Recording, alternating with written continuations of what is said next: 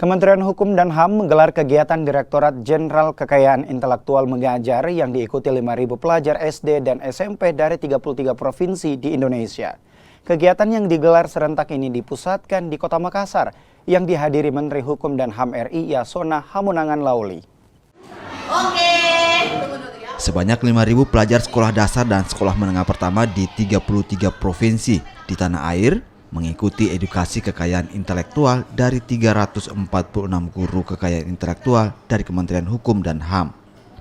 Usai sesi pembelajaran di sekolah masing-masing, ribuan pelajar kemudian bergabung melalui Zoom mengikuti dialog interaktif dengan Menteri Hukum dan HAM Republik Indonesia, Yasona Lauli, yang hadir di SD Negeri Percontohan PAM di Kota Makassar sebagai pusat kegiatan. Di hadapan pelajar, Yasona Lauli memberikan pemahaman tentang pentingnya melindungi kekayaan intelektual.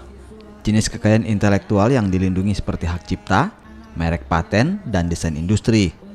Yasona Lauli turut mengajak peserta didik untuk menghargai hasil karya orang lain dengan tidak meniru dan menyontek.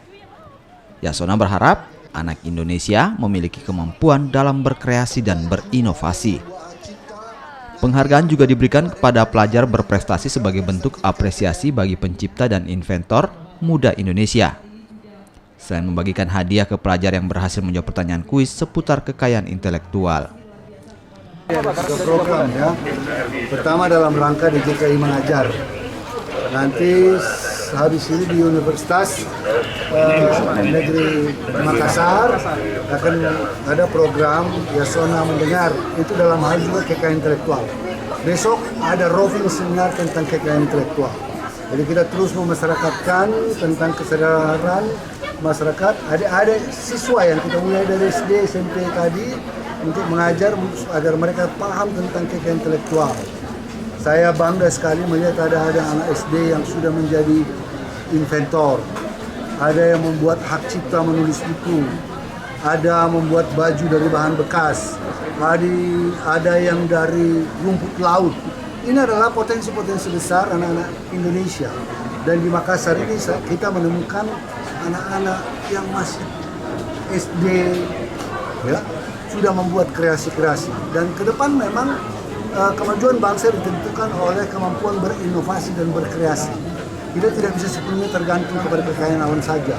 Tetapi dalam dunia modern, bagaimana agar generasi muda kita dorong berkreasi, berinovasi. Tapi tidak cukup itu. Inovasi dan kreasi ini harus didaftarkan haknya, hak kekayaan intelektual supaya terjamin. Ada proteksi hukum ya kepada mereka. Itu yang penting. Direktorat Jenderal Kekayaan Intelektual atau DKJI Mengajar merupakan salah satu dari 16 program unggulan di tahun 2022 untuk mewujudkan World Class IP Office. Program ini menargetkan siswa sekolah dasar dan sekolah menengah pertama untuk diajarkan tentang pengetahuan kekayaan intelektual.